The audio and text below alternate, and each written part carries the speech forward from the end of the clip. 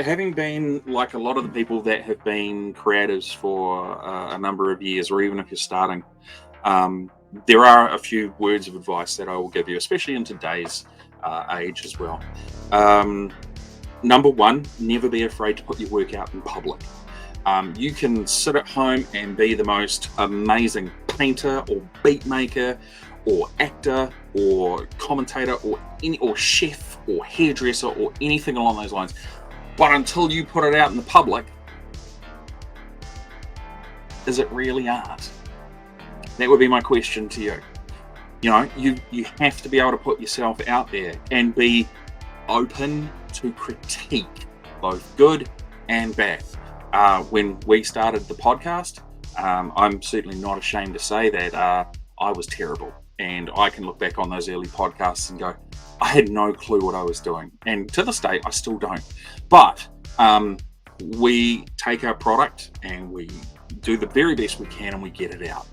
Whether it's good, bad, or indifferent. You know, it's art, it's subjective.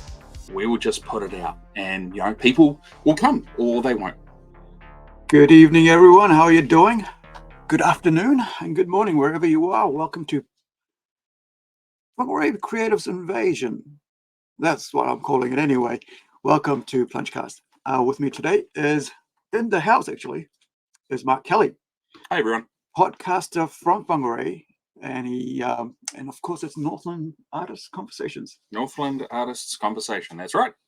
Right. How about you introduce yourself, Mark? I know you well, but... So my name is Mark Kelly. I am in my 40s. I've been living in Whangarei now for nearly 8 years in November.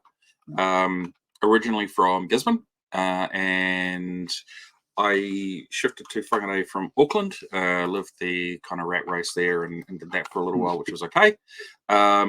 Moved up to Whangarei to be closer to my son. And yeah, basically spent the better part of 5.5, 6 years being a present father for him. And then when he was old enough and started taking interest in the arts, I was able to get back in and be creative. Traditionally, I would be in front of the camera, on-screen talent, or whatever you want to call it. But I decided to move behind the scenes this time around and really look at focusing on something that would enhance Northland's creative sector, and you know, what could I bring and how could I thank all of the amazing people that welcomed me so early on, almost like I think I'd been here for 6 months, and people had reached out to me that were creative saying, hey, we hear you're new in town, we'd love to work with you, let's get involved. So yeah, Northland Artists Conversation was kind of born, and we've been going for 18 months now, so it's pretty cool. Done quite a lot in that time. Yeah, and we've got a lot coming up as well. So yeah, we're going to be we're a very busy team of people. Right. So yeah. So there's about what, 4 of you guys all together, or is it 3? So there is myself, Andrew McKenzie, Rocky Steventon, Marino Begman, and we've also got Brandon as well. So yeah. At one point, you had a photographer as well. Yeah, we had Tony Russ, amazing photographer. She elected to bow out because, you know, for her, creativity ebbs and flows, and it just happened to be at an ebb for her. And you know, we wish her nothing but the best. She's sort of getting back into photography, and I've always said the door is always open and welcome, and we would love to continue to work with her. She's got an amazing eye and such a good talent as well. Very skilled. Yeah, very skilled. So recently, I listened to a podcast with a Dutch lady who went back to Denmark. Sonia van Kerkhoff. Yep. And so she was cool. Yeah, she was. Cool. It was really cool. I was on the balcony out there cleaning up the garden, which was going to, you know, and just listening to it, and it was awesome. I really enjoyed that. She put out some points about that I thought was quite interesting, being from a farming background. Yes. I remember a friend of mine once said he had went through the same thing as a male that she had gone through. Okay. Yeah, I thought it was good because like he'd said like his dad wanted him to get into sports. He's big, you know, your size. Yeah, A bit smaller, but more stocky. It's like go into sports, but he's like, I want to do painting. Yeah.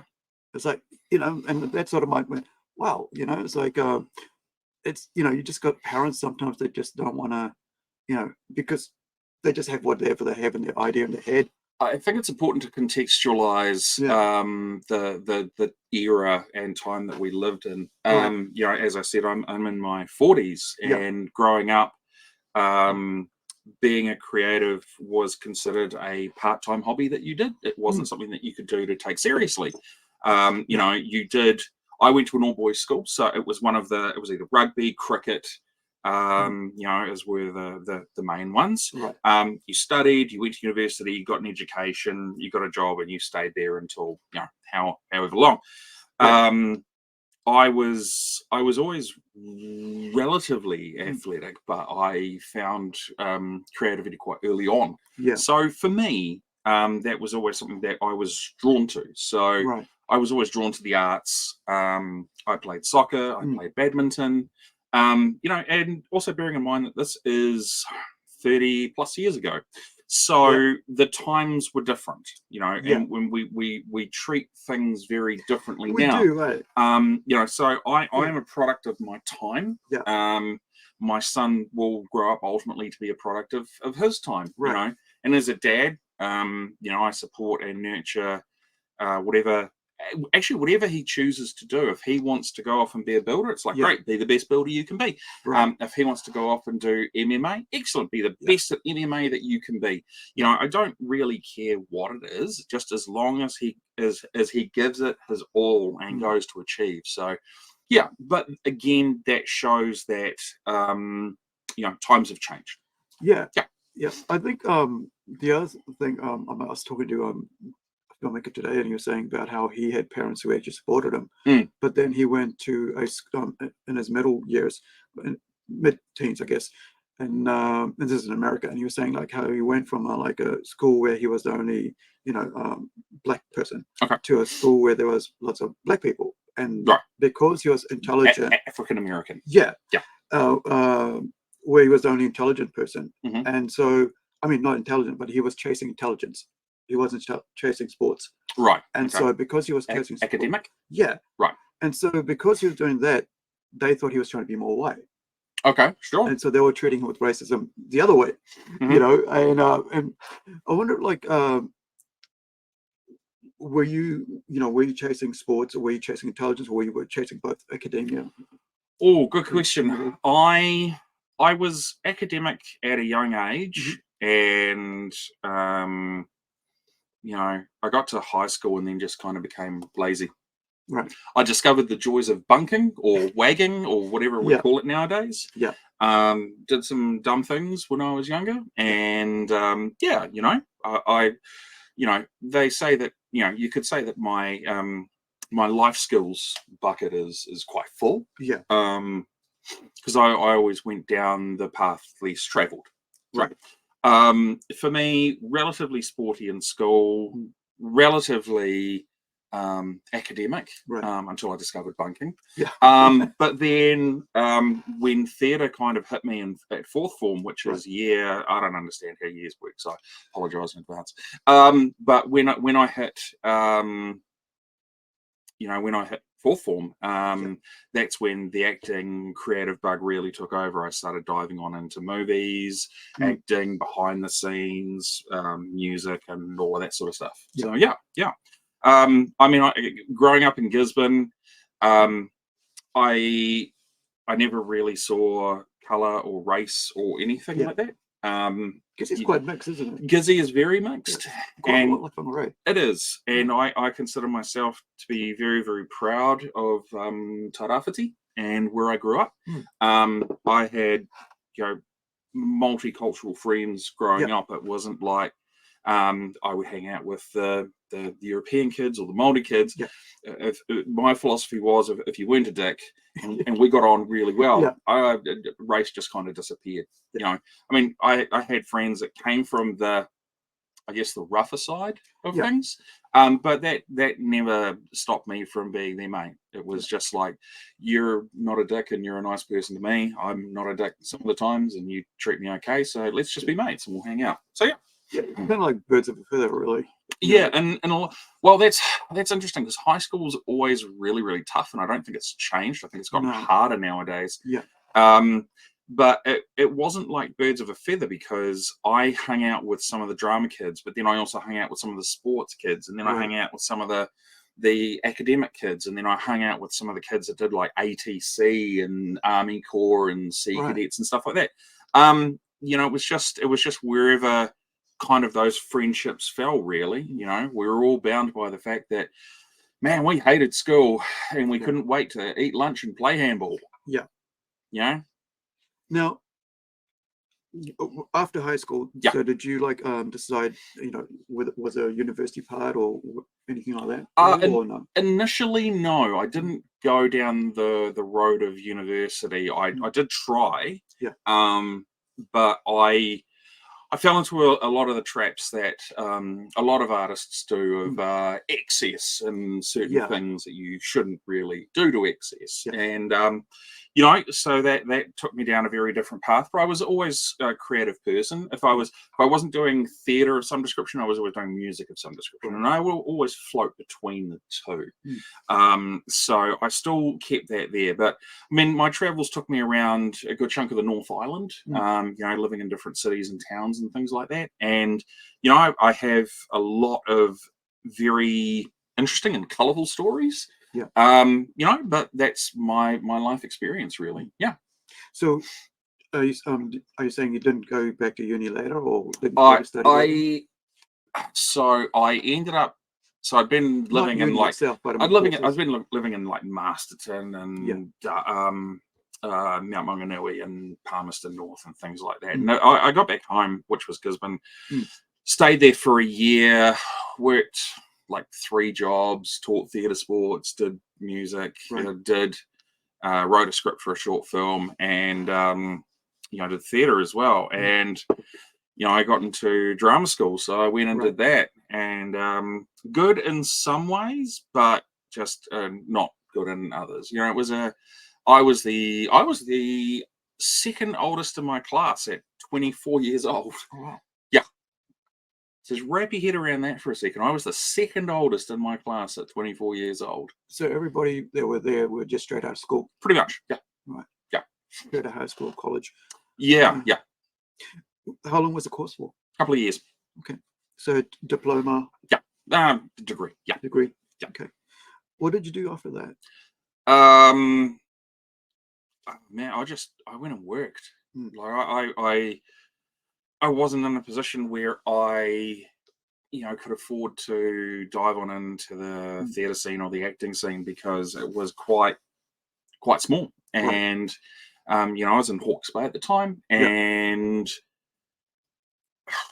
I went into work, got employed, moved around, moved to Auckland, did the band thing up there. Got approached to be a Power Ranger. Okay. But I was focused on doing the band thing. So I was like, I just said, you know, thank you, I appreciate the opportunity, but I will have to gracefully decline at this stage. So this would be about like 2000s? 2002, give or take. Right. Yeah. Okay. So how did you get approached to do Power Rangers? Because that was made in New Zealand. Yeah, right? yeah. So I happened to be running Dick Smith in Papakura at the time. Yeah. And I was just chatting with a lady, and we just kind of got talking, and I told her what I was doing at the moment and what my background was. And turned out she was the casting agent for Power Rangers. And she was like, yeah, so we've got a spot. I'm looking for someone at the moment. We'd love you to, you know, try out. The role's yours. I was like, oh, cool, thanks. Respectfully, I'm going to decline because we were, at the time, I was a guitarist in a band and songwriter, and we were about to start pre-production on an album. So yeah, it was just a different time. Right. So, because like it's 12 hours a day, isn't it, when they start filming? and was it like full time? Yeah, I didn't really get into the weeds of it too much. But yeah, it would have been long days. Yeah. And yeah. So, I mean, for those people who haven't watched us before with Mark, he's actually in a death metal band. Ah, yes. Yeah, Yeah. I did that for 7 years. I was a singer of a death metal band. Well, yeah, death. We called ourselves Death Groove, but we were just metal. That's just an easy way to sum it up. Yeah, I've been paying a lot more attention to like stuff I'd forgotten about my past. Oh yeah. Yeah, with my experiences with death metal and stuff like that, stuff that I actually bought death metal and listened to death metal. Yeah. And yeah, especially my late teens and early, I guess, late teens really. And I hadn't realized why I enjoyed it. And it's weird that like now, then like when we had our thing, and I thought back about it afterwards, and I thought, dude, you did used to listen to it, and you did enjoy it. What happened? And I thought, oh, it's my ears, or maybe my taste has just changed different. Or, I think, I don't know what it was, but I think over time you just, like even like some bands you listen to and that's it, sticks with you. Yeah. And some don't. Yep. Like, I mean, I used to listen to who was it, like Poison and stuff, and they'd be every now and then I'd have a song that's cool. I wouldn't listen to the whole album anymore. Whereas before I'd be like, have it on my headphones, I'd be running around. Oh yeah, definitely. So what I mean, what was that period like in your life? So that was doing the band was 7 years, and it was a long slog. Because I was not only the vocalist, I also wrote all the lyrics. Chipped in every now and then with the guitar part. But I also managed the band and promoted the band as well. So plus I had a full-time job as well, which is tough. Trying to do all of the things at once as well, and maintain a social life. Whilst being broke. As well. I have a lot of good memories from it. The music industry as a whole has changed from when I was in it, because I've been out of it now for. It's funny. I got involved. I bowed out. Almost 10 years ago. Okay. It was 10 years ago as of June this year. Okay, so 2013. Yeah. Now, it's in a way I was looking at like how the other weekend I went to a thrash metal band. Like, so I'm on thrash metal band, Q band. And I mean, they were great. I mean, I heard them and straight away I knew I'd love them. But I was just thinking about like how, like you mentioned, being broke, right? And how like you go to some shows and hardly anybody turns up. Doesn't matter how good you are. And a lot of time, for me, I thought it was like just promotion, that the promotion wasn't there for them.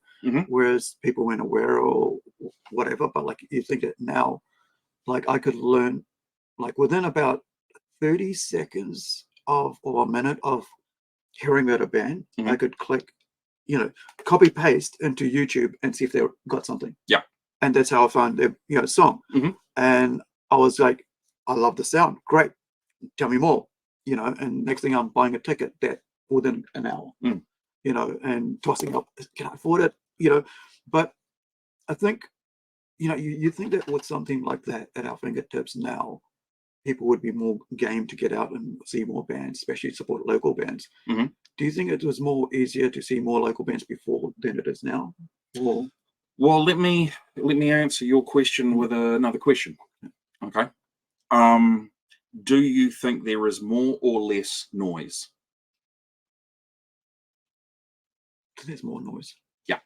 So how do you drown out the noise? How do you stand out in the advent of social media and digital connectivity? How do you stand out above everyone else? Every other person that's got a podcast, every other band that's on Spotify, every other artist that's promoting their Instagram or Facebook page or whatever. How do you cut through the static that we get from all of these apps and this digital connectivity? How do you cut through that static to be noticed? Just doing what you really believe in. I think, like, I Sure. mean, Man, I'd tell you what, I believed in what we did for 7 years. But I think, but there is also like, I mean, but this is like 2017, 13 when you gave up. Yeah. I mean, like not gave up, but I mean, you know, decided Call to it move a on. day. Yeah. That, I think YouTube would have been, YouTube was around. Not YouTube. I mean, Facebook would have been around for 10 years, decades. So we were on the MySpace Facebook transition period. We went from being a MySpace band to then being a just another Facebook artist. And I'll give you some figures and some context for you if you like. We got to a particular tier that you get to where you know, you are kind of supporting the headlining act, right? And you know, people will call you up and they say, yo, we got a gig this weekend, are you available? Yes, we are. All right, cool. And then you build that networking, and then you go, right, cool, so we're going to be planned in advance for now. It's great, awesome. So we would go onto Facebook and we would put out the poster, we would write a blurb, and then we would create the event, right? Which is kind of standard. It's what you do now, right?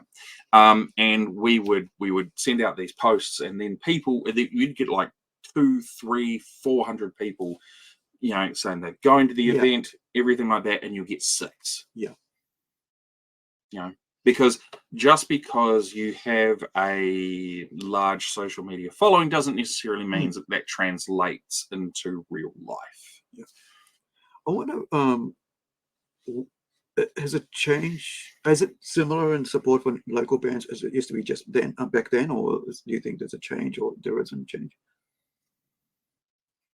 I mean, if I look at it now, do I go out as much to shows? No, not really. The little free time that I do have, I would much rather put that free time towards finding something else to be creative about. It's so weird. This has been probably the most creative 2 years of my life in a very long time, and that goes back to when, you know, between the ages of 22, 23, that was when I was doing all of that other work. But now, you know, we've got so much on the go at the moment, and I've got a great team of people that kind of see the vision, know that we're moving forward, and we're just getting things done.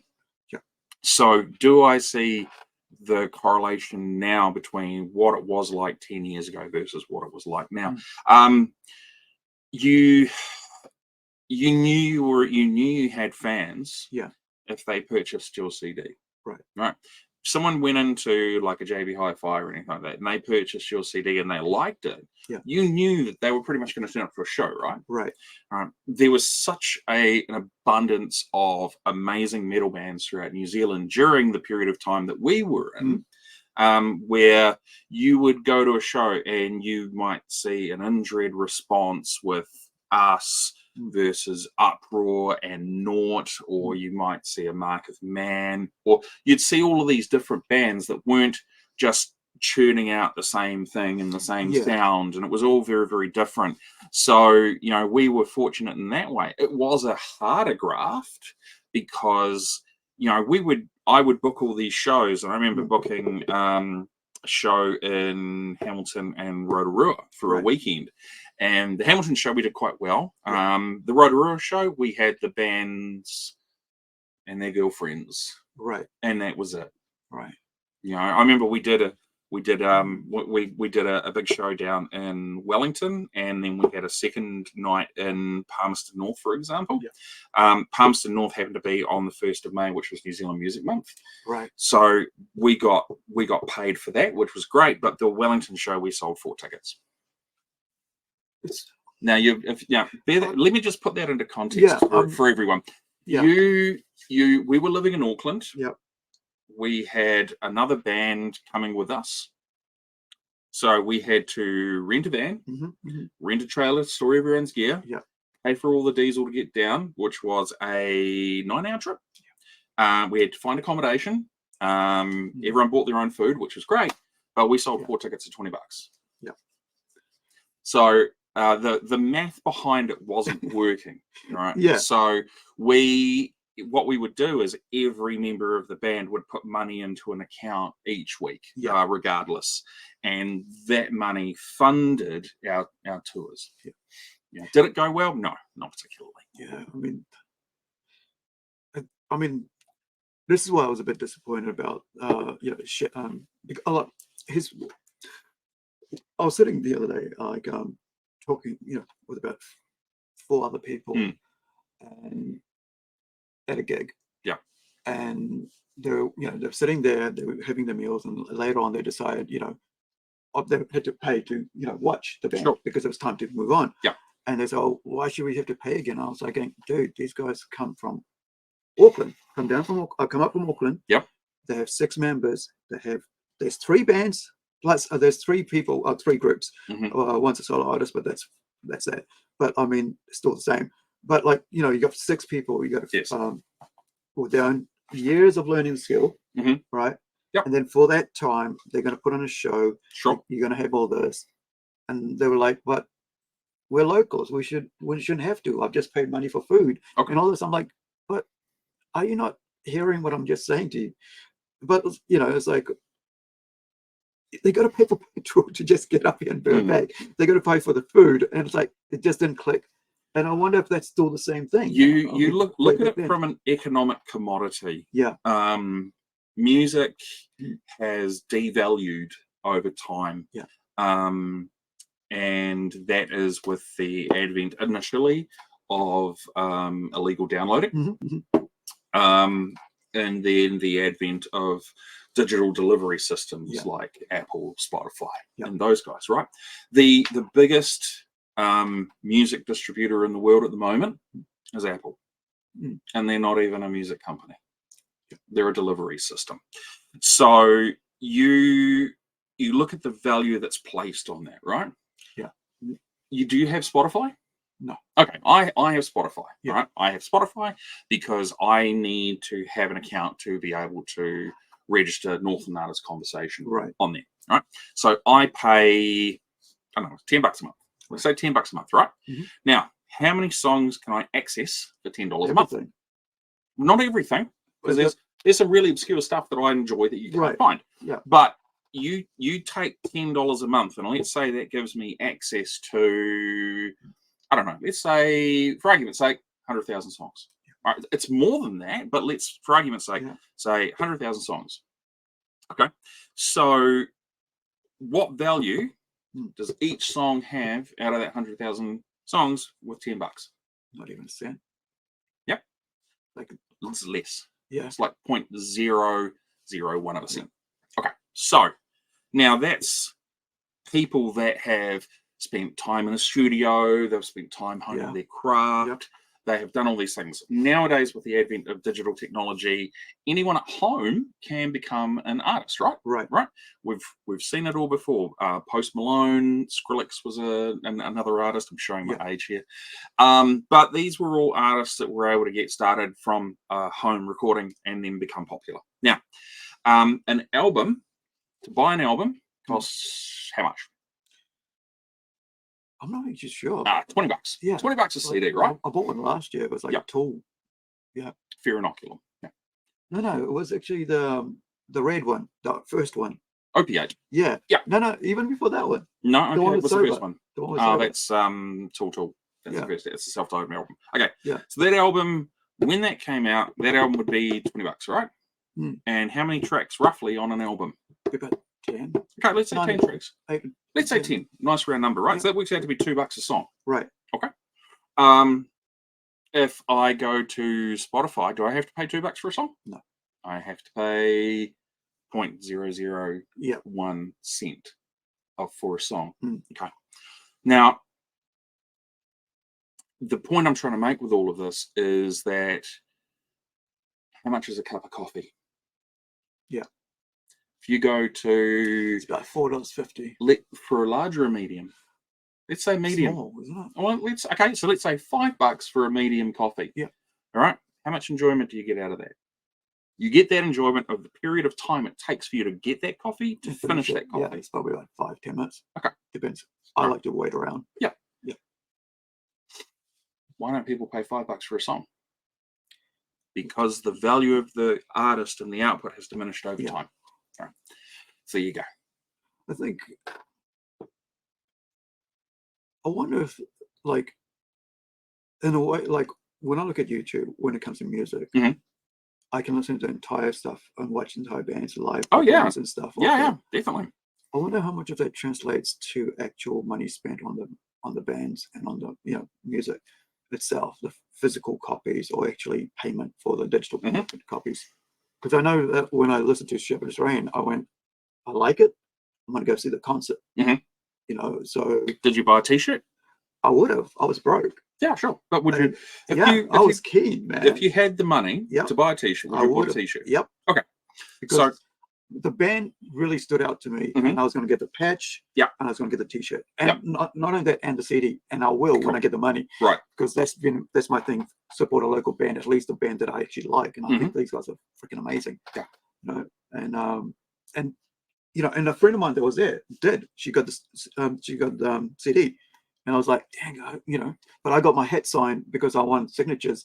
So I actually took a hat down. And but if I had the money for it, I would have got that signed because, and I'm in touch with the guys. I, emailed them just today because we're organizing podcasts to get them on to say, try to promote them further because I think they're brilliant.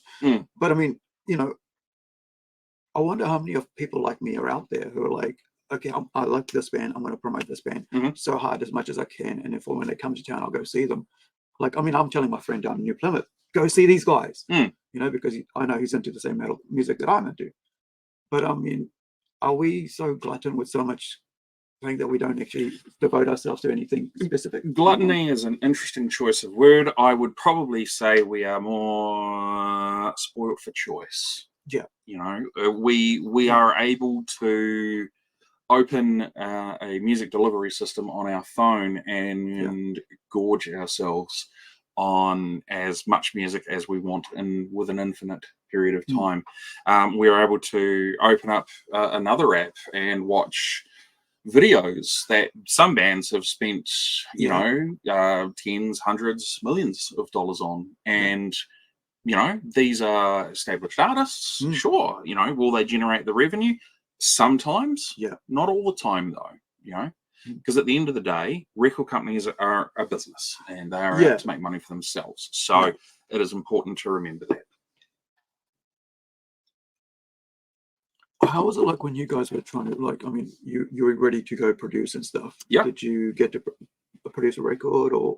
So we released a independent CD. We funded it ourselves. Right. We then did our major label, not even major label. We did our debut album. Our bass player had a studio at his house.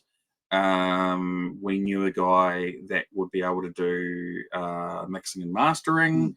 We had another friend that did artwork as well. So we did all of these things relatively cheap. We pressed the album ourselves.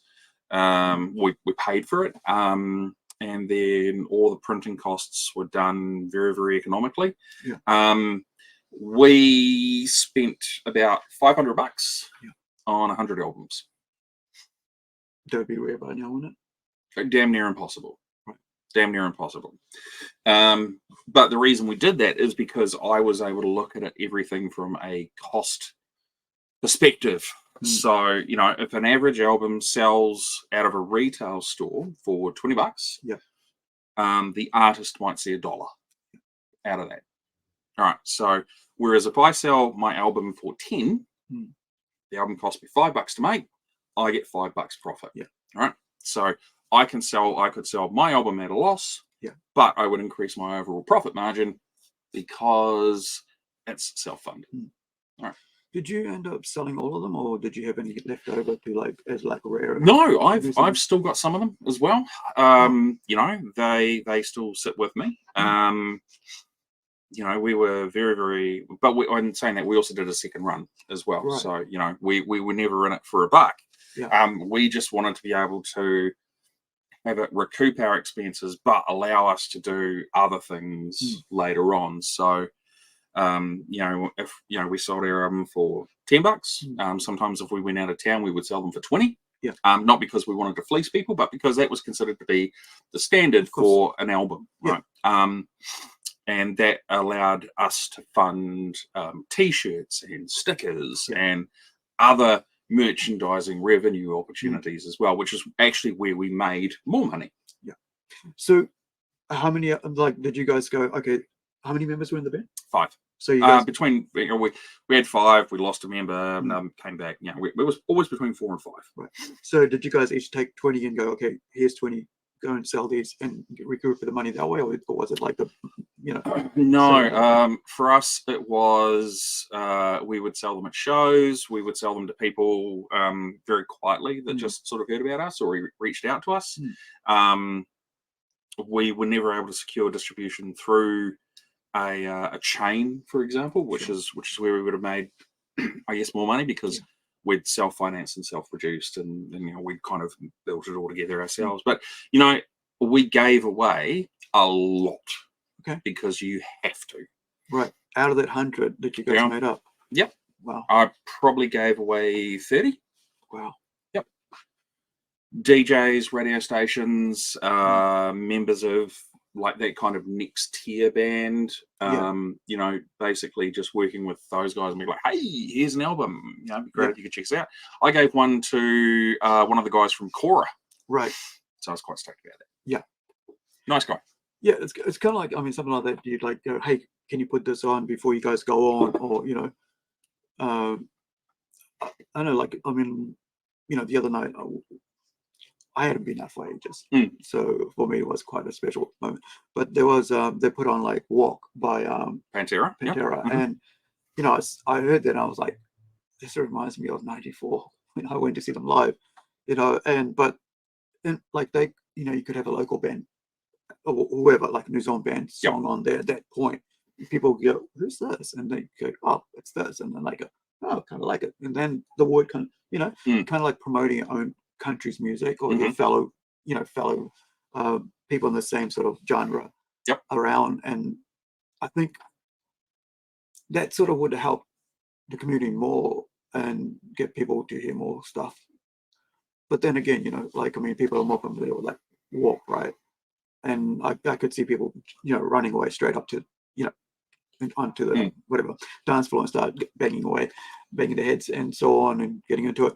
But you know, I kind of find like, is there support amongst bands for each other like that, or what do you think? Look, I can't speak to what it's like now. What was it like back then, 10, 15 years ago, yeah, we would have guys from other bands come out and just hang out. We'd comp them on the door, so they didn't have to pay.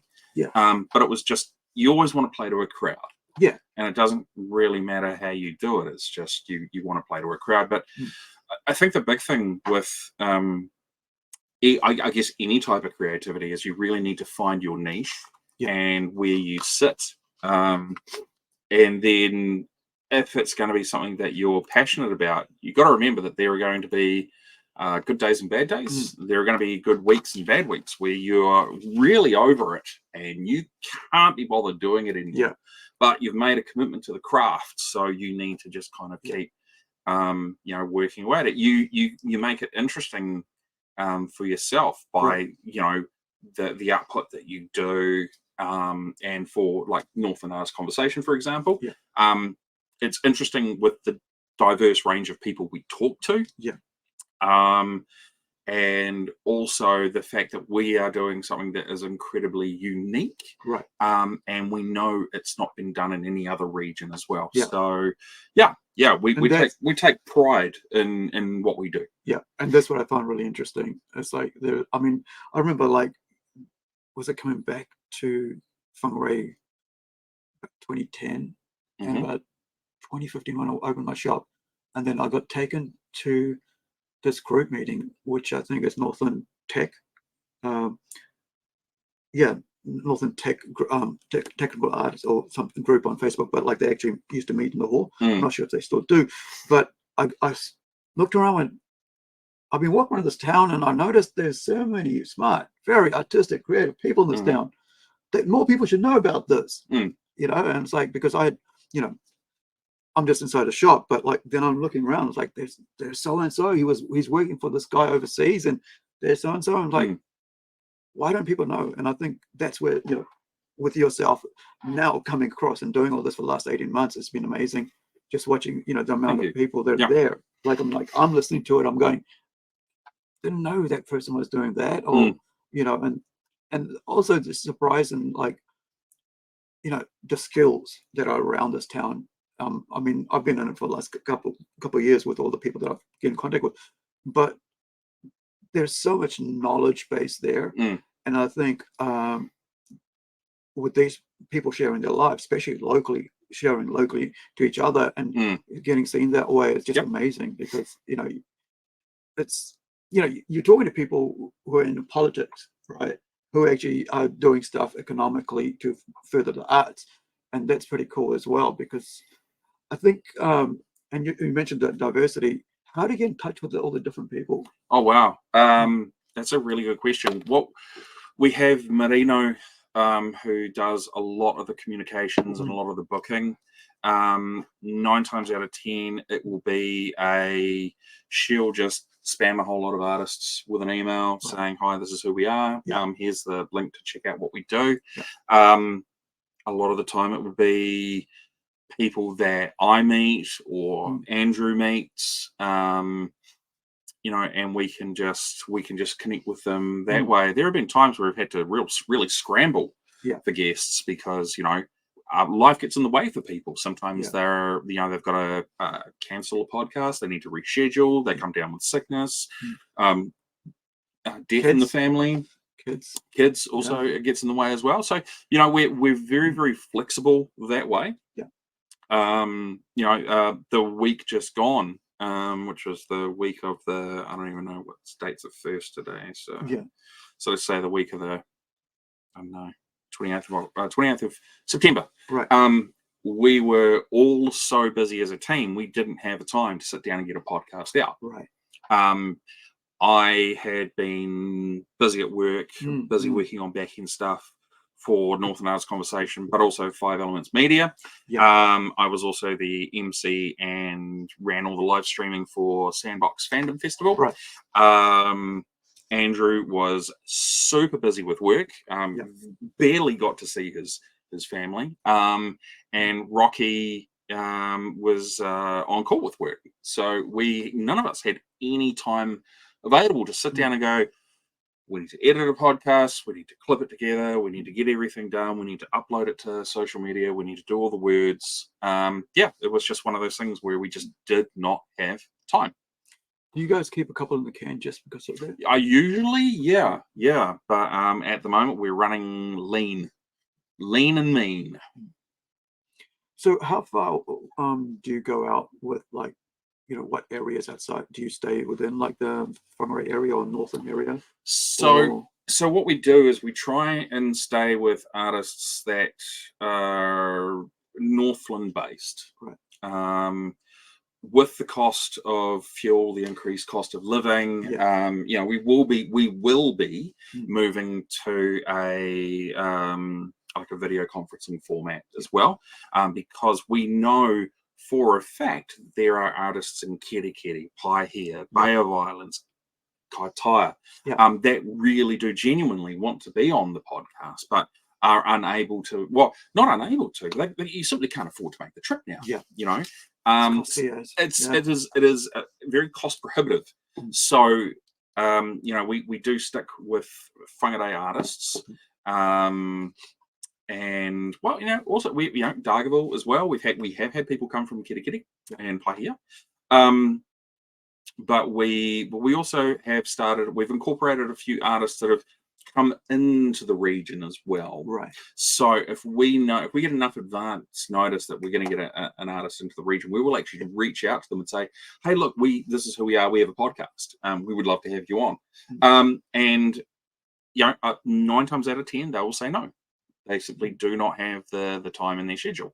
Every now and then we do get some amazing guests that say, Yep, but it has to be after this time. Great, cool. We'll work around it. Whatever works for you, we will make it happen. And because we are so agile and adaptable, we are able to accommodate a lot of our artists where possible. Right. So with Merino, is it Merino or Marino? Merino. Marino. Yep. It's not Merino like the jersey. Yeah, that's what I kept thinking. Marino. Lovely lady. Yeah. Now, all of you guys are like, have your own life, you have your own jobs, everything. Yep. How do you guys actually, decide this is the day you're going to do it? If every, especially if somebody's saying, well, this is the day I'm going to do it, and like, how do you organize who's going to be there and doing what? So there's a lot of back end admin that I had to work out and set in place. And I worked with a guy over in the States to kind of try and get everything done. So one of the big things for us was appearing as professional and polished as possible. So that way, when we came straight out of the gate, it wasn't some person like me. No.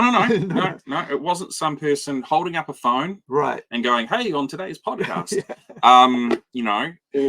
or sitting down and going, with a phone talking into the microphone and things like that. We wanted to do as professional, grade quality podcast as we could.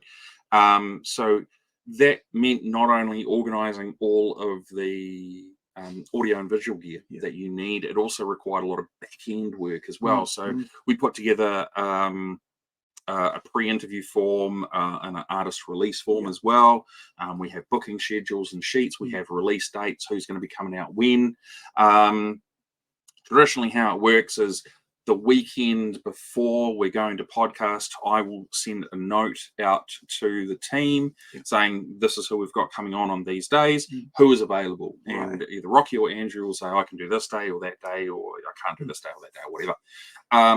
And it's Marino's job just to keep that engagement there and send out those, hey, just a friendly reminder that you're booked in for this day at this time. Here's the address. Here's what to expect. If you haven't sent the form, please make sure you get it through to us. If you sent it, great. We really appreciate it. We let people know roughly how long things are going to be. We've gotten a lot smarter as to how we do things, because when we started, to put a bit of context in it for you, our very first podcast, the podcast guest we had, was a beautiful lady called Aki Fukuoka. And she was amazing. She was an illustrator, still is, and she had done a series of, teen or youth books where she'd done the drawing, and her drawings and books had sold over 5 million copies. Lovely lady. So we had all of the prep and paperwork, and all the back end stuff sorted. So that way, when we were able to actually book her, and we were able to book it on a professional level. So when we did the first podcast to edit it, the 1.5 hour podcast that it was, took 10 hours to edit. Oh, wow. Yeah. 10 hours. I don't edit. Right. I'm terrible at it. I'm not very good.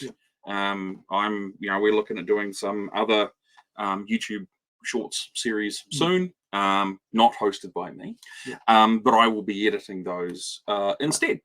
So full credit to Andrew, who built all the back end work for templating everything and creating all of the formulas that we now use today. So a podcast that we have, we can, I say we, it's not me, it's either Andrew or Rocky.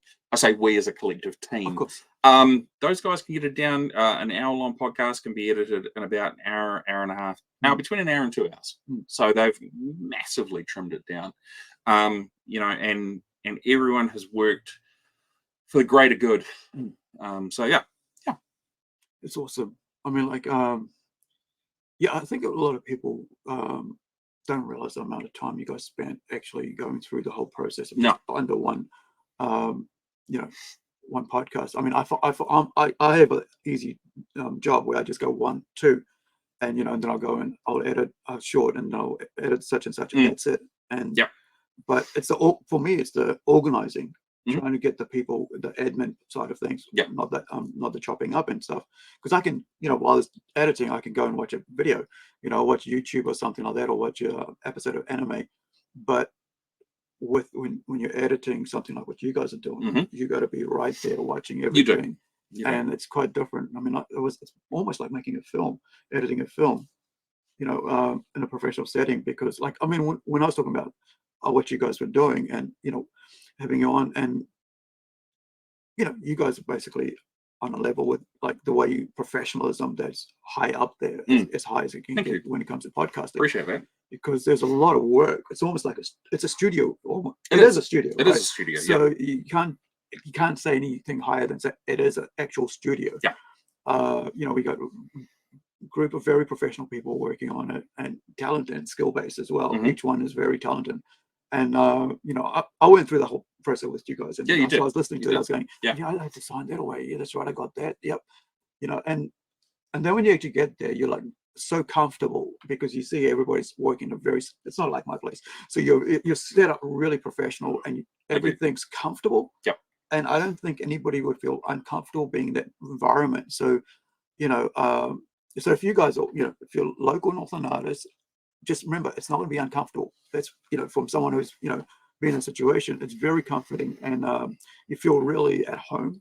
And I found that, even though we've known each other for a bit, we've known each other for a few years. I still kind of, it's like, what do I say? And kind of, what am I going to be asked? It just felt really comfortable, and I thought that was pretty cool. The biggest thing for us is taking away the stress and anxiety that people associate with public speaking. So I talk about this in the podcast a lot. So what we will do is we'll have a guest arrive at my house at so how about 6, for example, right? I'll invite them inside. We'll sit down and we'll just talk. And I'll kind of give everyone them an overview of what's going to happen tonight, what they can expect. I will answer any question that they have. It doesn't matter if it's political, religious, personal, anything like that. My job as the host and creator is to put people at ease, right? Is to remove whatever anxiety or worries that they may have, and to make them feel comfortable. Because when people are comfortable, that's when they can start talking and opening up. We've had a lot of people come in that have been like, I don't have a lot to say. It's like, okay, cool. Let's find out. And we actually get into the studio, and realistically, I say to people, the only thing that changes between the conversation we have inside and the conversation in the studio is there are some good quality microphones, some lighting, and some cameras, and that's it. Everything, but the cool thing is all of that stuff disappears, and you just go back to having that one-on-one conversation. Some of the people that we thought would be the quietest guests have been the most open and communicative, which has been great. I don't really feel like we've had a bad guest that I had to dive deep and struggle. My goal, and the goal of the podcast, has always been to shine a light on the creative people of Northland, and use that particular person that we're focusing on, and say, look, have a look at this person. This is who they are. This is what they do. Bet you didn't know this about them. We've had some really amazing experiences and feedback, and we have been fortunate to get some really big guests.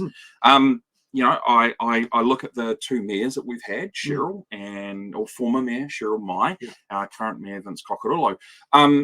And we've also had Councillor Connop on there. Now, you could look at that and say, well, that's political, right? Well, actually, Cheryl was a columnist for the Northern Advocate, and she'd also done a couple of videos. So I was like, cool, that's your creative endeavour, right? Nicholas Connop, Councillor Connop, lovely guy, upcycles and turns what he finds into art. So that's cool. And Vince, lovely man, and he is also quite big in the steampunk scene. So politics with those 3 people very, very rarely came up, and if it came up, it wasn't my inviting. It was just information that they passed forward. I mean, I could have sat there with Vince and said to him, hey, so what are we doing about Northland roads? They're pretty shit. But it's not that podcast. It's a podcast to get to know people. I mean, Yeah. I didn't know Vince started up the Benina Fashion Awards, which was amazing. And as soon as he said that, I was like, wow, okay, you really are the man. Yeah. It's so cool. I mean, I knew him as Vince the IT guy, Yeah. but the fact that he has done stuff like that along the way, to me, those things are equally as important, because it's like you've made an indelible mark on the Northland community by creating something that is still going to this day. Yeah, and the fact that he's actually, you know, involved in it. Yeah. Like one of the things that I think for me, he got my vote was because he was involved in the community. Yeah. Anybody who basically, and plus the fact that he puts on a suit, you try to think he's just one of those, but you actually see him really involved. Yeah. And that was like, wow, okay, you know, I can stand with this guy, you know. But I think, you know, I think a lot of artists don't actually know how important what they do is. Mm-hmm. And then when you guys put them on the podcast and they start speaking about it, you know, I got to learn about Denmark. Oh yeah, yeah, right, a lot. I got to learn about the Dutch life in New Zealand, because my dad, you know, the FCO, I think it was the FCO, was started by Dutchies, or you know, because up north there's quite a lot of them, and the farms were owned and worked hard by them. Dad used to say how hard they worked, and you know, it was just, and he never had anything bad to say. They're just hard workers. And I heard talk about a dad like that. It's like, yeah, of course, these are hard working people. You know, anybody who works on a farm, you know, and that's why I kind of get annoyed when people go like, farmers don't care about their animals. I'm like, you have no idea. That's their lifeblood, you know, that's a livelihood. Of course they're going to care about their farm, you know, because if an animal passes away, that's money, right? And I think a lot of us, I think it's all to do with perspective, and knowledge. So I work in IT, and now that the podcast has been going for a little while, I certainly do get a lot of questions from people saying, "Hello, I got a mate who just started a podcast. Just wondering if you could give me some advice." Yeah, sure. Here's my card. Get them to reach out. That's totally fine. I have no problem supporting or helping anyone grow a bigger audience, because anything that embraces and supports growth creatively in Northland, that's a win by me, right?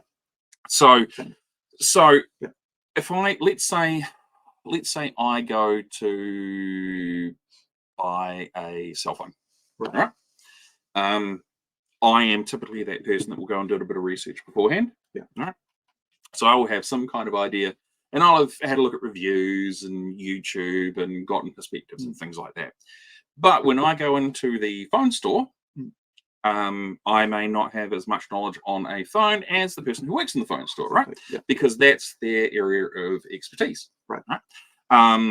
Same with cars. Same with if I was to go out and buy a digger or tractor or anything along those lines. I am knowledgeable. I am more knowledgeable in some areas than I am in others. Right.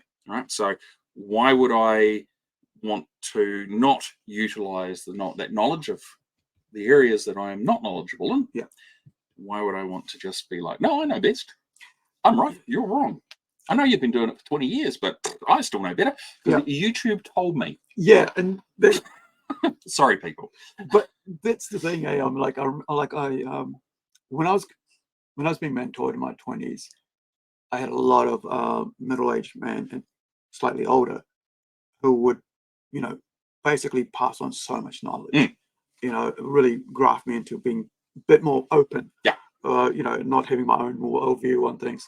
But one of them, who actually started a TV station, said one of his, you know, speeches he was giving, what they call TED Talks now. But he was saying, you can rob a person of a whole life of experience by asking the right questions. And I've always been like, I'll ask as many questions, ask as many questions as I can get, because that allows me to gain their knowledge. And I think we disservice ourselves by not asking smart people, intelligent people, or people in their own field. It doesn't have to be smart or whatever, just in their own field. Like you could ask someone, you know, which is the right tool to use to do what? You know, hammer the right nail or whatever, you know. And or cut a, you know, use jigsaw or whatever to cut a piece of wood. And I think a lot of times we don't listen enough or ask the question. It's more about asking the question, but then willing to follow that through. Because it's like sometimes we just think, oh, we just should ask, and you know, that because we're supposed to ask, but not actually take that in. And I find that we don't do that enough. And I think I wonder if we teach our kids to do that anymore, because I'm 50 now, so I'm like, you know, I'm like every time now I was thinking like, what was I like when I was a kid? You know, what was my behavior like when I was a kid? Was I listening? What was I doing? Not really. You know, none of us were. Yeah, and I was going to think like, what do I, you know, what do my, you know, my niece, not my niece, yeah, what do my niece and nephews learn from my brother and sister now? Yeah, because I'm thinking like, you know, I'm not going to have that much input, and I'm not making sure I don't have that much input because they're not my kids. But when I do, I'm going to go listen to your parents, you know, because that's my whole thing. It's like, listen, I'll do this, just, but when it comes down to it, listen to your parents, because I know the parents have the, you know, if they're good parents, they have the best hope for the kids, you know. And we talk about right at the start, we're talking about, you know, saying you can't do art, you got to do this, but because of the time they were in. But I wonder, like, you know, if we listen to our parents a bit more, because kids always rebel, right? But if we listen to our kids, I mean, our parents a bit more, where would we be? But you know, I was talking to Jeffrey today, and he's saying like, we can never go what ifs. You know, we can always, you know, and I'm thinking, yeah, you're right. You know, I'm like, yeah, what if what? You know, because I'm here now. You know, all I can do is do this now. And so I think I'm really excited about what you brought to Whangarei. And I think, you know, the professionalism, what's really awes me about it. I really am awed by it. Like, I really love it. I think, you know, because I do what I do and you guys do what you do, and on a different level. And, you know, and that professionalism gives our local artists so much more, what do we got, credit or credits, or I don't know what it is. I guess what we do is we legitimize. That's it. Is we legitimize any artist. You know, from the artist that feels like they're not a artist because they only do it part-time, through to the artist that's been doing it for decades, through to the artist that constantly evolves and finds new ways to express themselves. You know, we want to, the easy way to sum it up is this: is you have 2 ears and 1 mouth. You need to listen twice as much as you talk. So I will always ask sometimes the dumbest questions. I've done that quite a lot. Yeah, probably every podcast. But I will always make sure that I ask questions that will embellish on what an artist has talked about, to find out more about them, to really dive in and find what those little nuggets of goodness are. I mean, I had a text from a former guest today saying, I just watched my podcast. Wow, I cannot believe it. Thank you so much. What you guys do is amazing. And I was like, well, you know, thanks. We've been doing it for a while now. We've got it. And I may be the host of it and the, you know, co-creator along with Andrew, but I am one person in a machine. And you know, we all work so incredibly hard, and I value what everyone does. And you know, we've you know, this year we've spent more money, we've got more upgrades in the studio, we've done more things. And it's not only from the guests' perspective, we've made a couple of improvements there, but it's mainly for the people behind. You know, it's like, how can we make your life a bit more comfortable? If you're going to be sitting in that chair for a couple of hours, 2-3 times a fortnight, how do I make you as comfortable as possible? Cool. Let's do things, you know, let's like get better monitors, let's get better audio recording gear, let's get better lighting, let's get height adjustable desk. You would be surprised the impact a really, really good height adjustable desk can make, and something that's bigger than, you know, and it's when I do things and make decisions for the podcast and 5 Elements Media as a whole, it's always from a people first perspective. So I want to know, where is the most bang for the buck going to go? You know, we've got some amazing projects coming up that we're going to be able to deliver in 2024, but it's a lot of work. It's a lot of work, and you know, we all have partners or kids or both, and we work, and then there's study, and then we still find time to do this, which is why every now and then, you know, it's going to be like hey guys, sorry about that, but we won't have a podcast this week. Please stick with us, because we will continue to keep going. You know, last week we had our first I'm calling it a twofer, where it was we had 2 guests, right, actually in the studio as well. Andrew is currently working on editing that at the moment, and that concept was great, and we've done something a little bit different for it as well. So, you know, we're very, very excited about that. You know, the purchasing of new gear, making sure that everything talks to one another and does well. You know, and when it comes to those sorts of things, I also have to shout out to Brandon, who also looks after all of the technical side of things as well, all of the IT, because everything revolves around a computer, and if that thing goes sideways, we have problems, and you know, he's always available to make sure that things get sorted. You know, and if I always communicate with him a very clear vision, is like, this is what we want to do, this is where we want to go. So you know, we're dreaming big, we're making some cool moves, and it's one of those things where it's like, yeah, this is going to be, next year, 2024 for us will be very, very interesting, because we're going to be able to offer a lot of services that you pay a premium for at the moment. Right. So you're thinking like, well, doing providing professional service for other people outside of the area?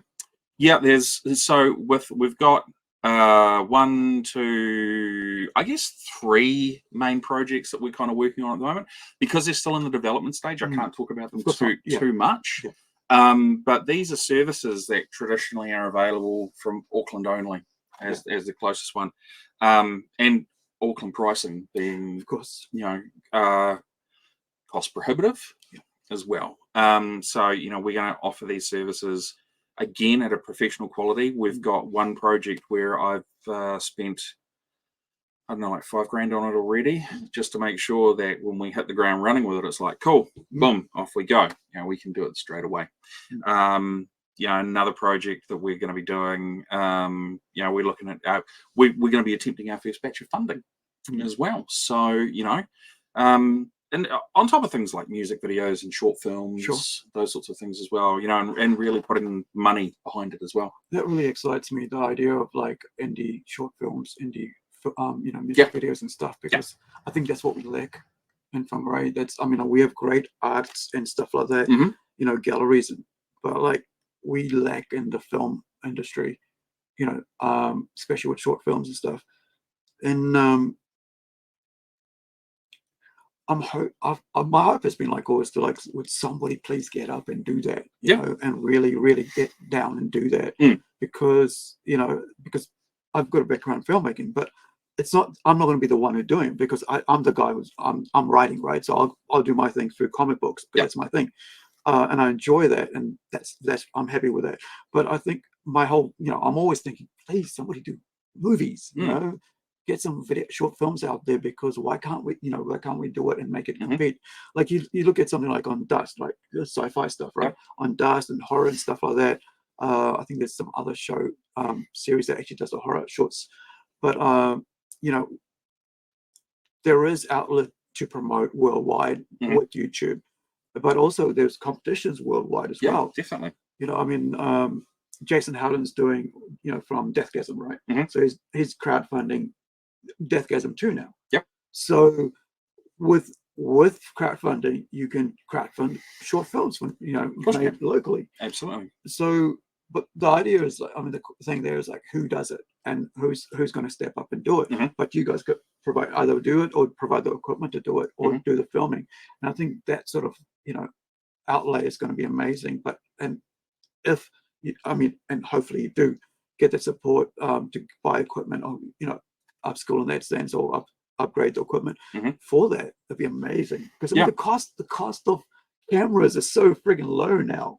I mean, I remember we were working on 10K cameras in 2020, right? And now it's like what, 2-3 grand for that? Yeah, you can get a Blackmagic 6 Pocket Cinema 6K Pro filter for $4 grand. Yeah. And that's still not considered at a Netflix level, but with the files and the editing, it's of a standard and quality that you could go and hire out Event Cinema and play it there. The goal with, so I'll switch from Northland Artist Conversation to 5 Elements Media. Right. Northland Artist Conversation has afforded me the opportunity to do things with 5 Elements Media. 5 Elements Media is the parent company that produces Northland Artist Conversation. And with these other projects, they will all fall under 5 Elements Media branding and banner. With this short film, for example, that will be funded by, well, myself, and 5 Elements Media will be producing it. But because we've had success with the podcast, I've been able to reach out to former guests and say, we're going to do this. Would you be interested in doing this? Right. And there isn't a single person that I've talked with that has said no. Everyone I've talked with so far has said yes. So Northland Horror, for example, they are going to be doing all of the wardrobe, special effects, practical effects. You know, we've got Andrew McKenzie, who obviously is a producer and editor for the podcast. He's going to be director of photography. We've got another lady that has done sound for shows at 116 and for the Fringe Festival, so she's going to be doing on location audio. You know, we've got I've got people that are knowledgeable in local iwi, and also the some of the best practice things as well.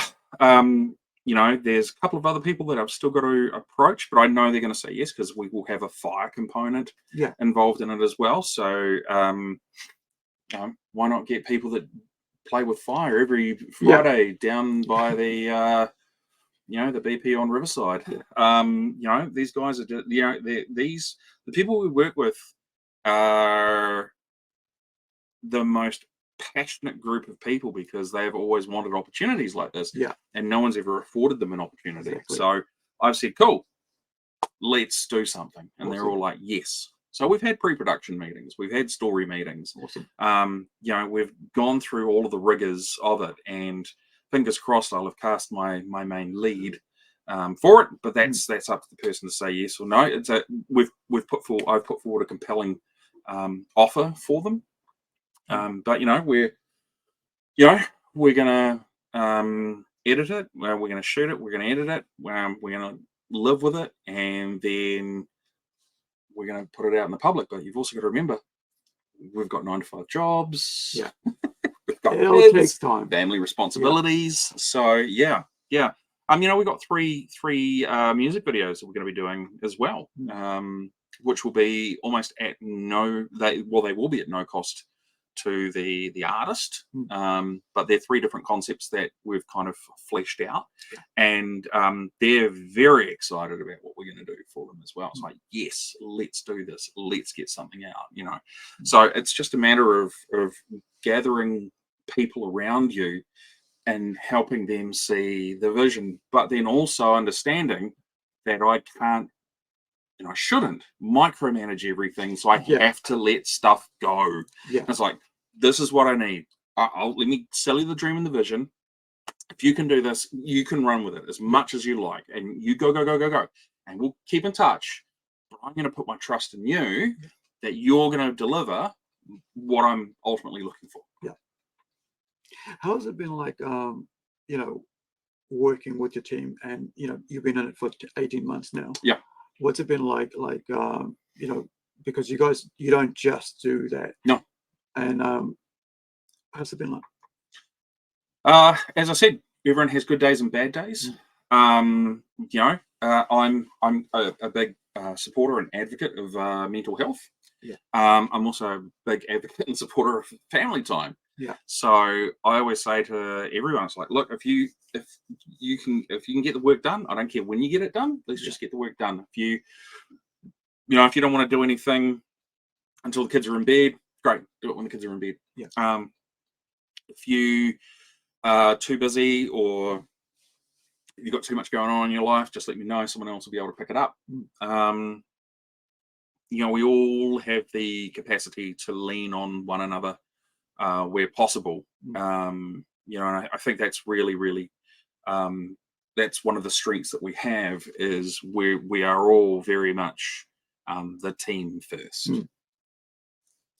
So with the filmmaking, yeah, with the music videos, with the podcasting, and all the other projects, and all the other projects, do you have any words of wisdom? So I'm going to give you I'm going to step aside, okay, and we'll finish up here, because I know you've been busy, and I don't want to take way too much time off you.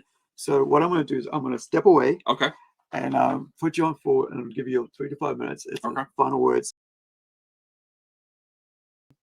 Having been like a lot of the people that have been creatives for a number of years, or even if you're starting, there are a few words of advice that I will give you, especially in today's age as well. Number one, never be afraid to put your work out in public. You can sit at home and be the most amazing painter or beat maker or actor or commentator or chef or hairdresser or anything along those lines. But until you put it out in the public, is it really art? That would be my question to you. You have to be able to put yourself out there and be open to critique, both good and bad. When we started the podcast, I'm certainly not ashamed to say that I was terrible. And I can look back on those early podcasts and go, I had no clue what I was doing. And to this day, I still don't. But we take our product and we do the very best we can and we get it out, whether it's good, bad, or indifferent. It's art, it's subjective. We will just put it out, and people will come or they won't. Secondly, I would say never be afraid of an opportunity. A lot of the artists that we have spoken with have said, I don't really have a lot to talk about. I'm probably not the right demographic. I'm very quiet and don't have a lot to say. I don't consider myself an artist. Oh, that. All those reasons are perfectly fine and absolutely. But you have to put yourself out there to kind of get to the levels that you may ultimately want to get to. We've had some incredible guests that have had some amazing career highs and some career lows and then career highs again. But if someone like myself or Aru or anyone else approaches you and says, would you like to do something? Never say no. Always say yes. Evaluate it if it will be part of your brand and ultimately what you're trying to do, of course. But if it does fit, just do it. It will be confronting. It may be challenging. It may take you way outside of your comfort zone, but so does art in general. When we all start, none of us are very good, and we get better over time the more we do things. So self-promotion is a key part to being an artist nowadays. There's a few there's actually one person I can think of right off the top of my head that is exceptional at self-promotion. That is Michael Bota. He is constantly evolving and adapting as an artist. He's an author and a poet, and he has done an amazing job.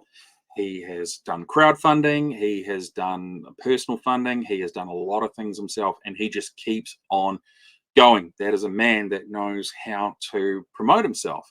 And that's something that a lot of artists struggle to do. Third one I will probably say is if you are an artist, whether you are established or up and coming, never ever forget about the business side of things. So often we get wrapped up in the creativity and the time it takes, and our process that you go, I just want to get it out into the world. Cool, great. But if you keep doing that, then you'll never, if your goal or dream is to become a full-time artist, that will never happen, because at some point you need to sit down and put your business hat on and go, what is my time and what is my output worth? And, you only have to look at Rayburn House, for example. They hold art exhibitions for different artists, and they're all at different price points. Why are they at different price points? Well, some people have more experience than others. Some are just starting. Great, excellent. But there's a price on it. Art can be given for free, but art is also a commodity. It takes time. The amount of hours it takes to sit down and for us to do a podcast is now less than what it was. The amount of time it takes for Aru to sit down and do these podcasts, the amount of time it takes someone to sit down in front of a computer and type out some words into a short story or a book or a poem, the amount of time it takes someone to sit down with a slab of pottery clay and shape something out of it. That is all time, and time is something that we do not have a lot of. We wish we could always have more. So your time is valuable, and you need to work out where that is in terms of the business aspect of things. And remember that you're a brand as well. So, Aru is known for many hats, and is known for the Plunge pop culture convention as well. Now, that takes a lot of time, but Plunge is part of Aru's brand. Aru is part of Plunge. The two can be linked with one another. And if Aru was to stop at any point in time and say, I don't want to do this anymore, that would be okay. But Aru and Plunge are intrinsically linked, much like a lot of other artists are intrinsically linked with what they do. Alan Squires and his amazing photography that he does. Alan Squires' photography is his brand. So make sure that you look after the business side of things, and the creative side will just naturally flow. So I think those are some of the words that I have. Awesome. So hopefully that was enough for you. Sorry, that's like I rambled a little bit. No, that was fine. I mean, I've been pushing, like letting trying to get people to, especially creatives, to understand the idea of business, because a lot of people just don't.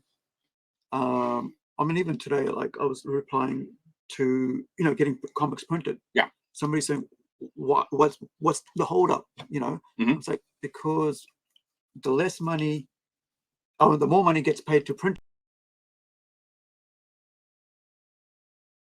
Yeah, exactly. The more goes to them, the less you're going to get. Your rushing is going to make you get less money. Yep. And I think, if you're an artist, if you don't understand that, then you're going to be going shortchanged a lot of times, and it's important to understand business. Yeah. I have no problem with people that want to do art and just put it out there for the world. There's definitely some guests we've had on that have done that, and I think those people are absolutely amazing. But I know, hand on heart, I could say probably the majority of our guests, if they could turn what they do into a paid profession, they would. Yeah. Yeah. Because any artist who's with their soul would want to do that full time. If they don't have a full-time job, because it's otherwise it's part-time as a hobby, or full-time as a work, because for some people it's 2 full-time jobs. Yeah, you got to put bread on the table at the end of the day. And cool. Thank you so much, man. You're welcome, man. Thank you very much. I appreciate you coming in. All right, guys, that's us for tonight, and thank you for joining us. And wherever you are, be well, be safe, hug your loved ones. I'm sure Mark will be doing that with his child today. Yeah. So thank you, guys. We'll see you soon. Ka kite anō. See you guys.